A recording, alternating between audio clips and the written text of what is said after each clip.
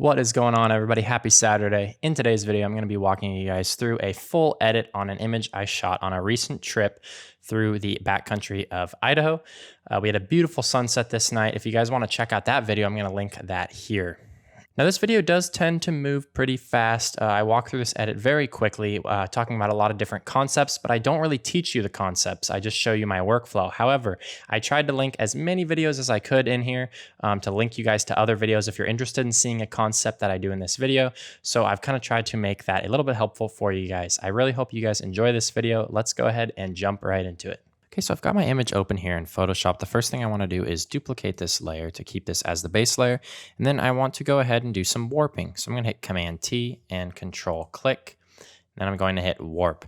Now the reason why I want to warp this image is because the mountains just kind of appear kind of crummy in my opinion. I used a wide angle lens, so the mountains are really short, which I do not remember when I was there. The mountains were a lot taller. So I'm just going to slightly increase that, make the mountains a little bit bigger. And I'm also going to drag this rock out over here. I'm probably going to edit out this rock later, but I don't want to drag that one out. It's a little bit too big to be dragged. And now, of course, when you're doing this, you want to make sure that your horizon lines up pretty straight, so you can actually get the ruler out and then drag down here. And it's still looking pretty straight, so I'm gonna just bring this down. Okay, so that's looking a lot better. I'm gonna go ahead and hit enter here. Okay, so now you can see before and after. So I've just simply increased the prominence of the mountains ever so slightly. So I'm liking what that is looking like a lot better. It looks a lot more like what I remember in person. So now the next thing I want to do is duplicate this layer again, and I want to call this base. So now I'm going to go ahead and go up to filter, go down to camera raw, and we're going to do a little camera raw adjustment here, just to a few of the things on the image. You'll notice it's still stretched because we warped it, but that is okay. We can work with that. Let's add some contrast. Let's bring up the shadows. Pop the whites just a little bit. Bring up the blacks. I want to be careful not to drop these highlights too much and make this look really HDR-like. Right about there looks good. I'm going to add a little bit of texture, add a little bit of clarity, and we're going to hit OK. Let that load out there. And I don't like to make any saturation adjustments there because there's much better ways to do adjustments to saturation later, so we're going to leave that as is. All right, so the next thing that I want to do is do a little color balance adjustment. The image is way too purpley pinkish, so I'm going to go in and go down here. I'm going to go up to color balance, and we're going to make just some slight changes. Now I like to click over here and then use the arrow keys to adjust, just so it works in slowly. And again, we're just looking for something that's a little bit more neutral than what we had.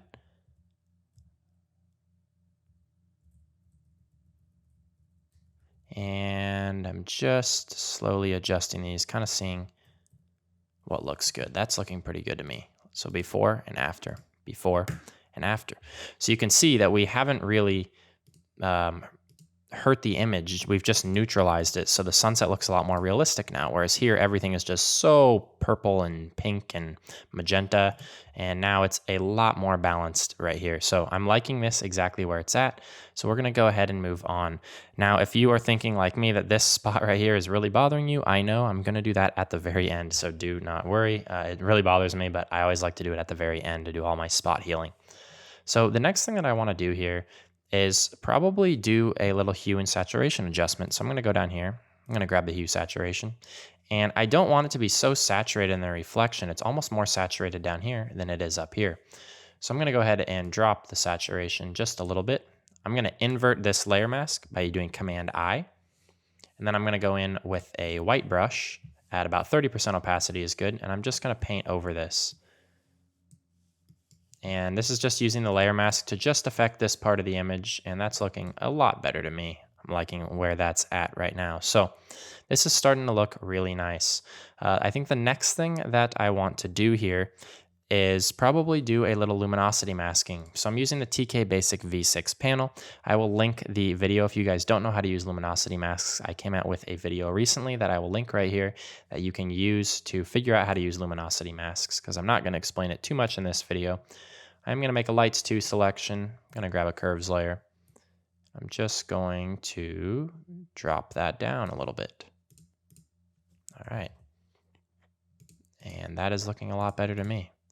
So we are in pretty good shape. The next thing I think I want to do is do some dodging and burning. So I'm going to create a new folder, call it D/B. And now what I'm going to do is make a selection where I'm just selecting the sky and not the foreground, and then vice versa.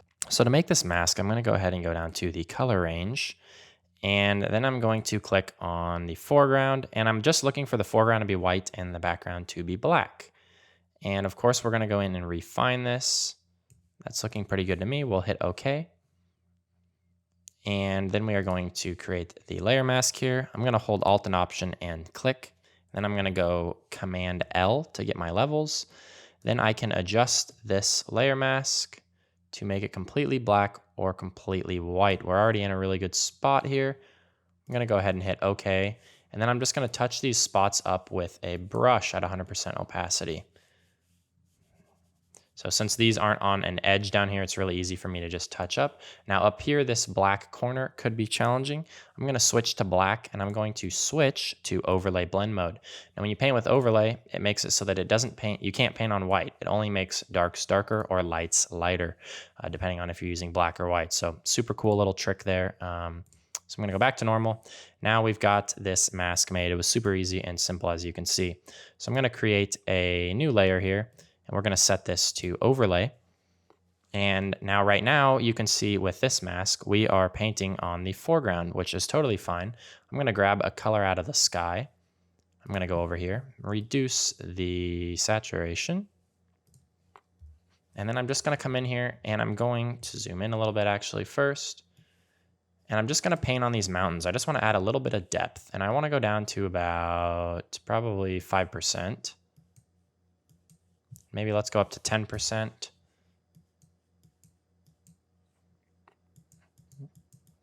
And I'm just adding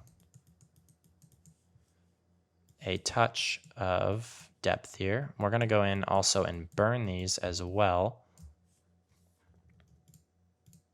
Just want to create a little bit of sunlight here.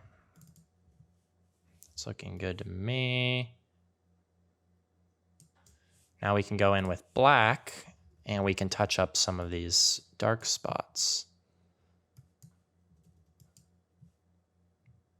That might have been a little bit strong.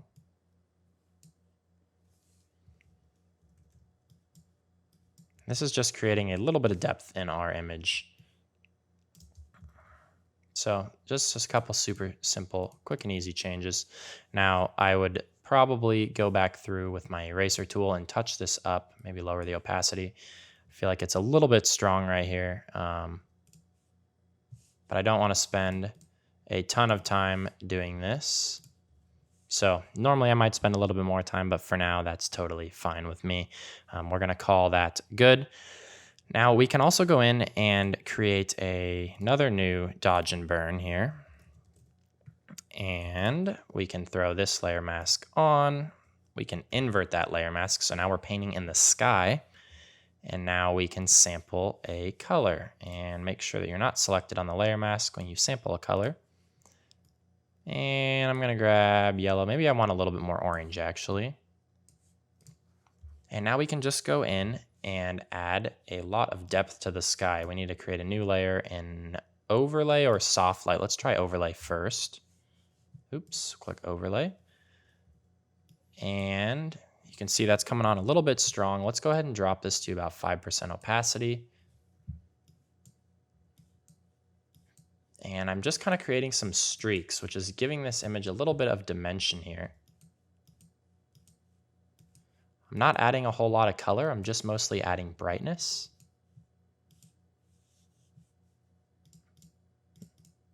So you can see now if I zoom out, just adds a little bit of brightness. So normally I would go in here as well with a darkening And I might just darken some of these spots as well.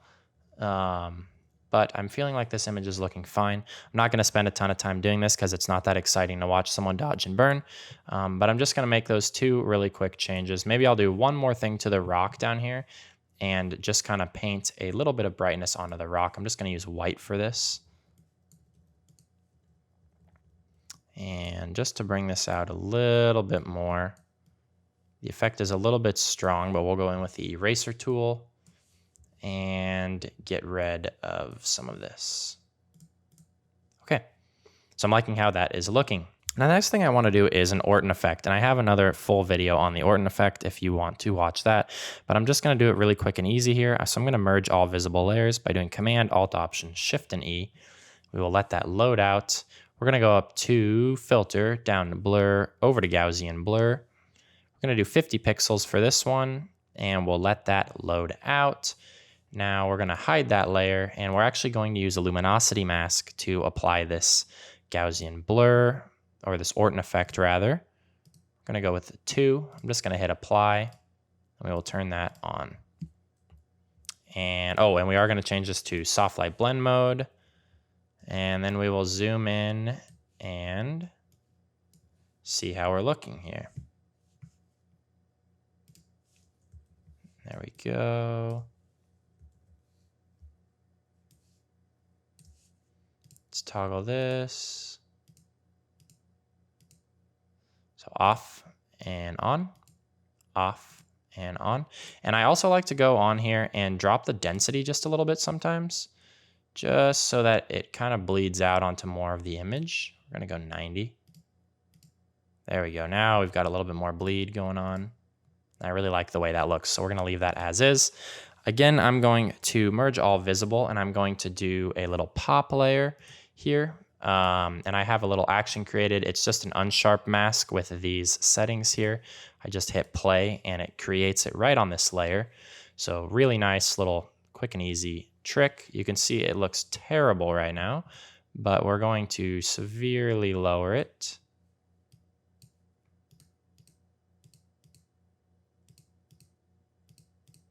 And that's looking pretty good to me. The changes are very subtle. You may or may not be able to see it on YouTube here. I'm actually going to leave it right about 10. Looks good to me. And sometimes I'll choose to delete it. So for sake of this image, actually, let's just go ahead and get rid of it and go without it. Last thing that I want to do here is create a vignette. And you may or may not have seen one of my other videos. I make totally custom vignettes, which I really, really like. I'm going to draw my circle. I'm going to go up here to my action. I'm going to hit play on the vignette, and it's going to look terrible at first, but we're going to hit Command T to be able to move this out. I like to drag it out a little bit. Then I like, and then I like to come back in and warp. And pull that out a little bit. Let's darken this foreground. Bring this in a little bit. Let's go ahead and try this out and see how this looks. And of course, not only do I darken the edges, I also brighten the middle. I believe that the middle looks like it's set to soft light right now. If it is, I want to change it to overlay just to add a little more contrast. Some images, the soft light in the center looks really good. On this one, I don't think it will. I do think that overlay is going to look better. Soft light kind of makes it a little more hazy, whereas overlay is going to just make it brighter and maintain the contrast that's already there in the image. You can see it is in soft light, kind of making it hazy. Let's go to overlay and let's increase this just a little bit. We will drop this just a hair. And I'm going to use a layer mask actually. And I'm going to paint this out a little bit in the sky, just because I don't like how it's brightening my sky so much. Now we'll toggle this. Nice. That's looking a lot better. Okay, so I am pretty happy with how that's looking. Now, the last thing that I think I want to do to this image, other than sharpening, of course, is that I think I want to grab a Hue Saturation here.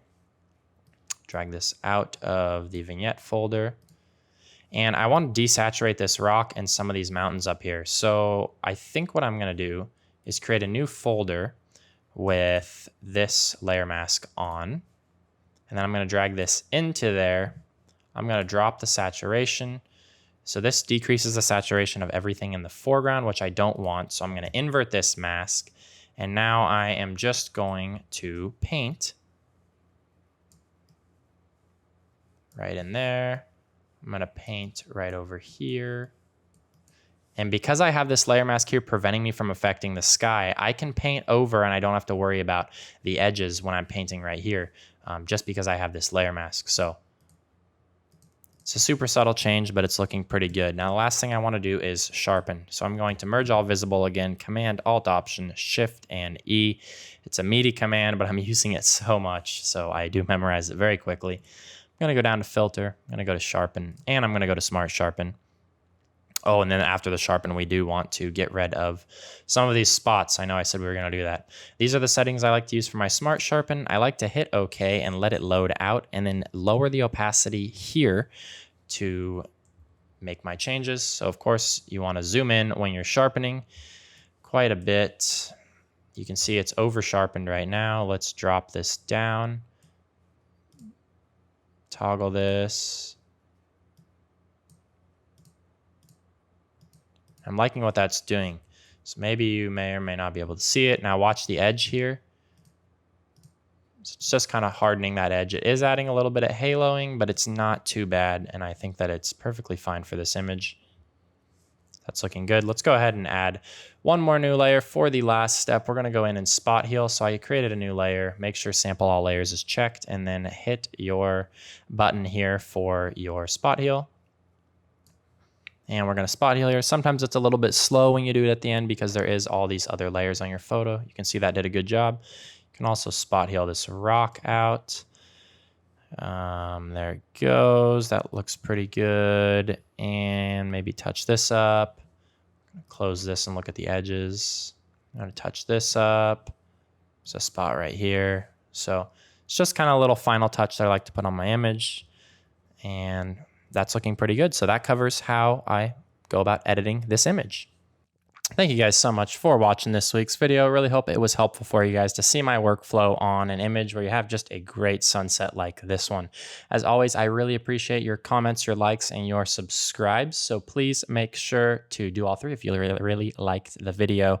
If you guys have any questions, I'm always happy to answer those as well. Thank you guys so much for tuning in, and we'll see you guys next weekend. Bye-bye.